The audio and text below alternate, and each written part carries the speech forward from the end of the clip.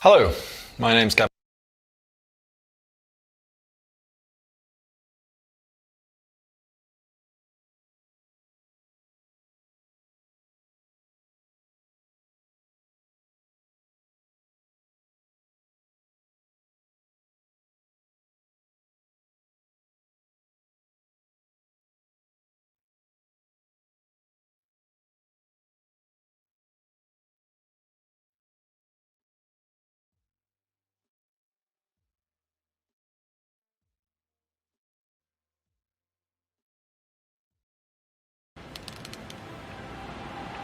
This basically allows every coder to also be a businessman.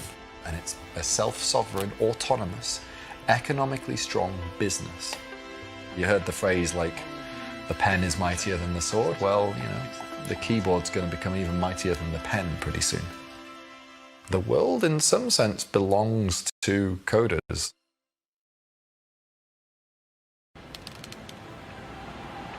This basically allows every coder to also be a businessman. And it's a self-sovereign, autonomous, economically strong business. You heard the phrase like, the pen is mightier than the sword. Well, the keyboard's going to become even mightier than the pen pretty soon. The world, in some sense, belongs to coders.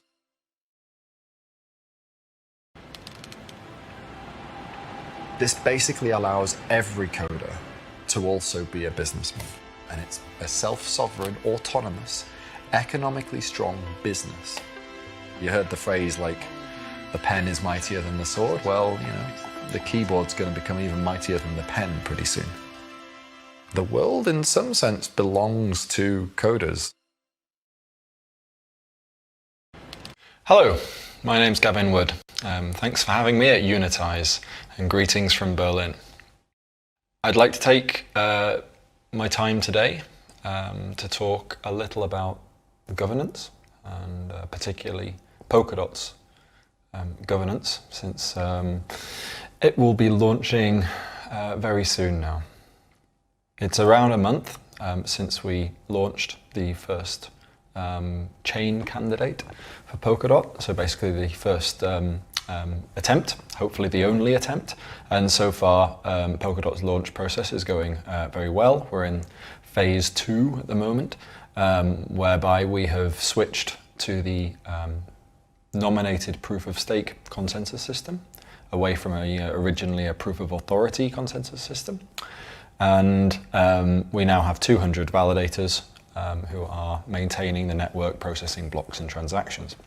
The next stage will be the rollout of Polkadot's governance system, and I'm quite excited to tell you about it today.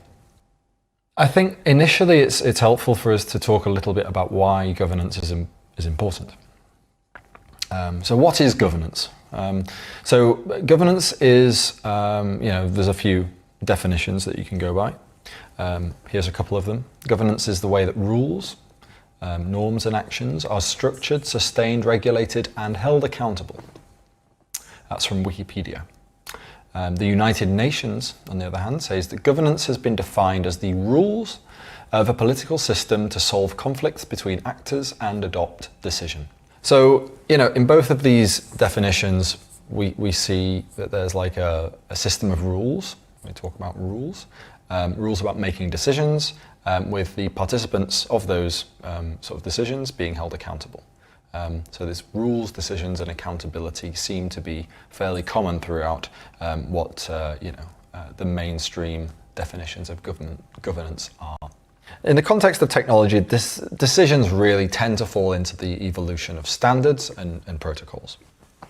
There's not that much that can be decided upon if stay strictly within technology. And in the context of autonomous crypto economic systems, then the decisions will fall basically to the evolution of the protocol itself. And the rules are, well, because we want to have them be autonomously executed, they're going to be algorithmic, absolute and machine executable. And accountability would be facilitated through machine readable signed statements and transactions. So basically We can form this triad of decisions, rules, and accountability by putting it all on chain. Blockchain seems a pretty solid thing, direction to go in for addressing what is generally recognized to be governance.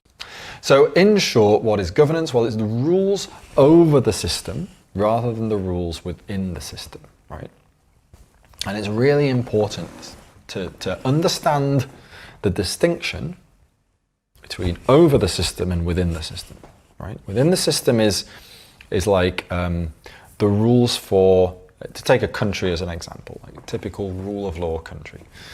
Well, the rules within the system are the sort of rules that say what you are and aren't allowed to do,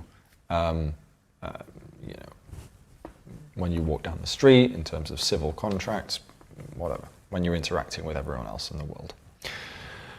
But the rules over the system are the rules that basically allow us to alter the rules both over the system and within the system, right? So this is like your parliamentary democracy. This is about who are your elected representatives. How do those elected representatives decide new laws? How does the constitution get changed? What if you want to amend it? How do you vote in a president? What's the president? What are the restrictions of the power? How much power does a president have? How much power does Congress have? What happens when Congress and the president disagree? All of this stuff, these are rules over the system, right?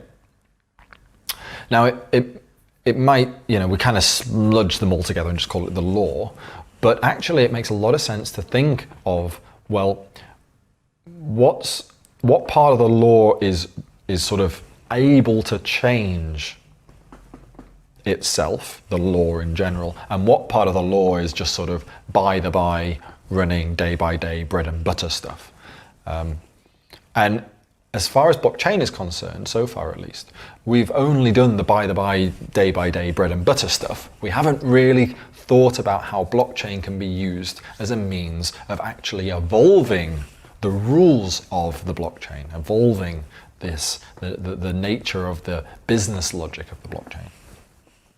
Decentralization and crypto prevent the corruption of these rules, of the following of these rules. So obviously we should use them. Like, it makes no sense to have a system that can follow rules perfectly, regardless of who's trying to attack it or corrupt it, and yet not use it for governance. Secondly, decentralized, like these crypto-economic systems, I think will become the new states of the internet, the new kind of nation states. I think they will look much less like dumb assets and much more like real governments, real nations with various apparatus of state contained within them. When Bitcoin came out, there was like the military in some sense, the miners, right? They were providing the security for Bitcoin. They were the ones preventing, like, for example, rogue Litecoin miners from double spending by 51% attacking the Bitcoin chain. And it also had a notion of currency, right? Bitcoin could mint its own currency. So it had two elements that are very, very directly identifiable as a nation state. Well, in my mind, there will be many more than two elements in the not too distant future. We will see blockchain ecosystems, blockchain crypto-economic systems sporting various other apparatus of state. One of the things that these blockchain, these sort of nation states do, they have to keep embassies up. They have to interact with other nation states, right? Because it's in everybody's interest. If I interact with you, we can do a deal, we both benefit against everybody else. The isolationist states tend not to do very well. The trading states tend to do much better. So we need decentralized, we need governance in these decentralized crypto-economic systems to be able to speak for the aggregated state, the aggregated blockchain nation state. I have to manage outward relations somehow. And finally, my third sort of point in all of this, why bother, is, decentralized crypto-economic systems, these blockchain economies control huge amounts of value, hundreds of millions sometimes, billions occasionally. These are economic heavyweights, right?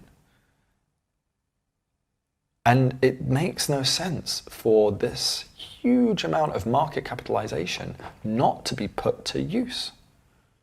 Yeah, it's like, well, there's obviously some skepticism in some corners about precisely to what degree it's acceptable to put this market capitalization to use. But ultimately, if the point of this system is to survive, then it should do whatever it can. It should use whatever it can use to do that. Now, if we had rules that said, well, actually you can spend 0.01% of your market capitalization each year on something that will help make it more, the chain more valuable, it's a simple business decision. It's a simple cost benefit. Yes, well, if it can make it more valuable than it costs for that 0.01% costs, and that any indirect effects of taking that 0.01% out, of inflating 0.01% would have, then you would do it. Like it's as simple as that.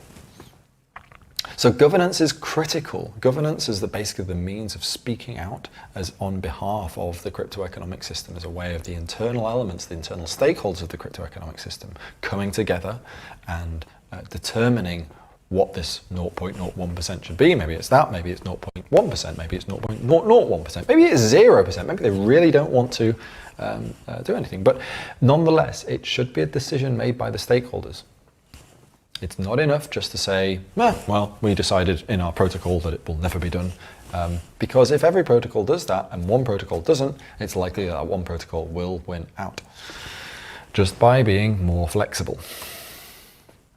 Now, in terms of, if we think about autonomous governance, blockchain governance, it's important to remember that just as much as blockchain isn't the same as Bitcoin, autonomous governance isn't the same as coin voting. This notion of like autonomous on-chain governance is not fair to characterize it as simply coin voting. Indeed, there's an awful lot more to it than coin voting, although coin voting may be sort of an initial example of it. So why do we bother with governance? What's the point? Well, it's pretty clear that in today's world, products that can't evolve and adapt and improve over time become increasingly irrelevant. It's not enough for a product to be a market leader initially. The product must continue to innovate and improve, particularly in the domain of services and software. Even when we look towards hardware, we're increasingly seeing products that continually improve. They're usually given more hardware or more devices, more components than are technically required for their original sort of purpose, sort of overspecified, if you like. But the software evolves to take increasingly greater advantage of the hardware components. Now, with software systems, of course, they can evolve into pretty much anything. It's governed only by the rules of logic. And we increasingly see software service companies push out upgrades and innovations that massively alter the product proposition. So how do we use the blockchain to automate governance? It's non-trivial, actually. It's worth sort of pondering on this. Because blockchains are rule systems, and because the rule systems will typically build in the stuff about consensus and the stuff about the business logic, unspent transaction outputs or accounts or smart contracts, all of this stuff. It's difficult for these rules to be combined with the rules that sort of govern how it should be upgraded. It's like kind of two different levels. You've got the rules that govern day-to-day bread and butter stuff, smart contracts and transfers and transactions and all that sort of stuff.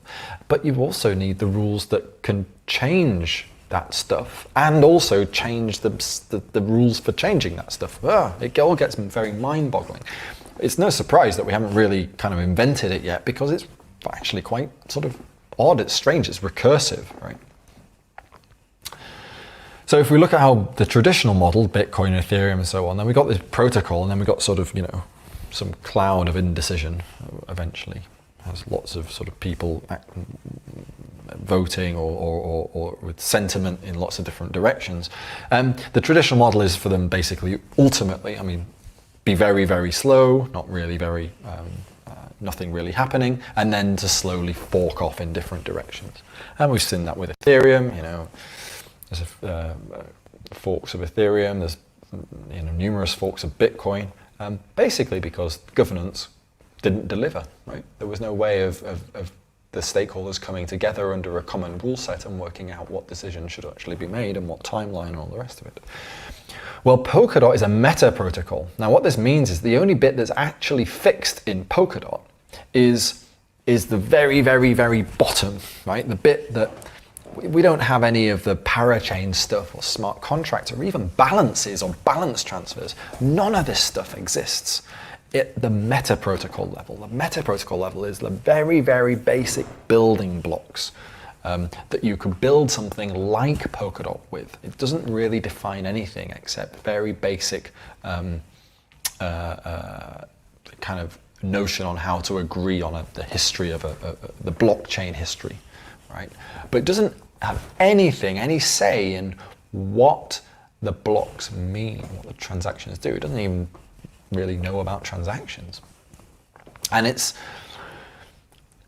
in this meta protocol, this very low level thing, this very basic thing, that we implement the rest of Polkadot. We implement things like balances and accounts, right? We implement the notion of transactions. We implement things like the governance. We implement things like the treasury. We implement things like parachains. All of this it sits on top of the underlying protocol. Just in the same way that you can upload smart contracts to Bitcoin or have an account, upload smart contracts to Ethereum or have an account on Bitcoin. It sits inside of this protocol, inside of the outer protocol, the meta protocol, and can be changed by the meta protocol, right? Now it can tell the meta protocol to change itself. So the meta protocol doesn't change, but it doesn't need to change because it's so general, it's so abstract. But the things that make Polkadot actually sit within the meta protocol, and they can be changed, right? So this allows Polkadot to upgrade itself autonomously, with completely seamlessly. One block, it's that Polkadot V1, and then bang, the next block, it's Polkadot V2. Just like that. No one had to upgrade any nodes. There was no decision on the part of validators whether they should continue validating on Polkadot or not. It was as if by magic the network just decided in and of itself to become a new network, to do new stuff, different stuff. Now, why has governance taken so long to be introduced? It seems like if I'm convincing you it's a good idea, then how come we're still sort of waiting for a major crypto economic system to have any kind of decent governance?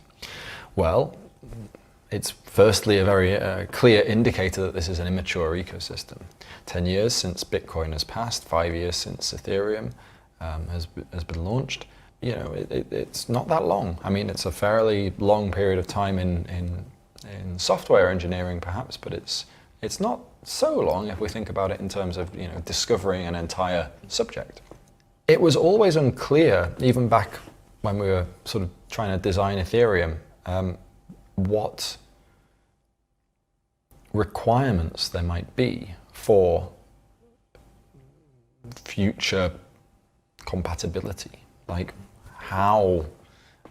what we would need in order to ensure that the chain upgrades. I remember being asked back in a meetup in Silicon Valley in early 2014 about how we would manage upgradability for Ethereum. The answer was a sort of shrug of the shoulders. We don't, the protocol will just manage itself. If people want to hard fork it, then it will get hard forked, it will get upgraded. But it's not a sufficiently good answer because there has to be some effective way of determining when something should be hard forked, taking into account the feelings and the convictions of the stakeholders. And it's not clear. It was also fairly unclear to us that there would be much of a need to upgrade. We were sort of fervent in our belief that Ethereum there'd be sort of only one real proper upgrade, Ethereum 1 to Ethereum 2, when it would be scalable. And that would take some amount of time, maybe 2 or 3 years. We were optimistic then.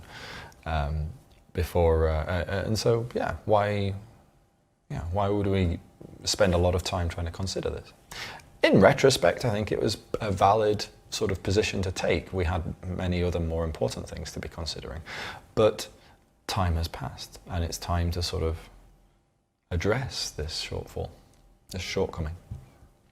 Let's talk a little about Polkadot's governance, Polkadot's autonomous governance. There are 3 real sort of key things to think about, to sort of understand. Stake-weighted referenda, which I'll talk about in a little while, approval-voted council, and an endowed treasury. So let's talk a little bit about the referenda. So Polkadot allows arbitrary changes within its core. So the core blockchain that is Polkadot can actually be changed, upgraded if you like, in entirely arbitrary ways. This is, pretty clear from the fact that we've already been upgrading it, and the first chain candidate, admittedly, but still we've been upgrading it. We've been upgraded it from a proof of authority chain to a proof of stake chain. We're going to be upgrading it to introduce all of this governance stuff. And we added multiple pieces of functionality, freshly coded and audited, even during these last 4 weeks. So the fact that we can have arbitrary changes to the Polkadot sort of core protocol is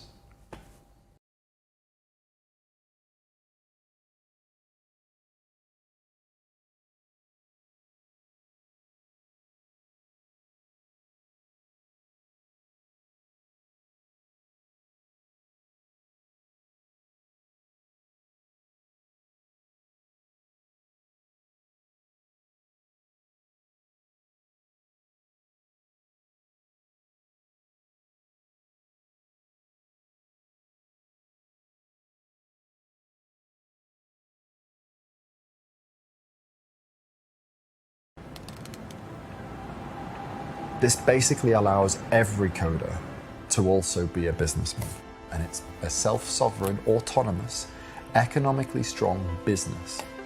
You heard the phrase like, the pen is mightier than the sword? Well, the keyboard's going to become even mightier than the pen pretty soon. The world, in some sense, belongs to coders.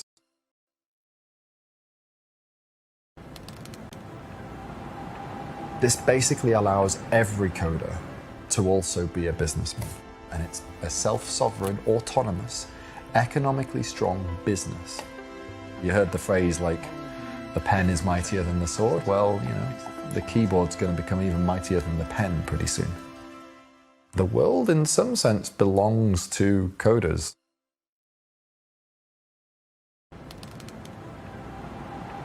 This basically allows every coder to also be a businessman, and it's a self-sovereign, autonomous, economically strong business.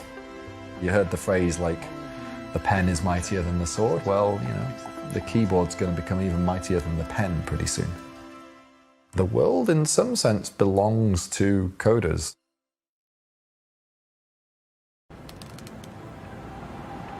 This basically allows every coder to also be a businessman, and it's a self-sovereign, autonomous, economically strong business. You heard the phrase like, the pen is mightier than the sword? Well, the keyboard's going to become even mightier than the pen pretty soon. The world, in some sense, belongs to coders.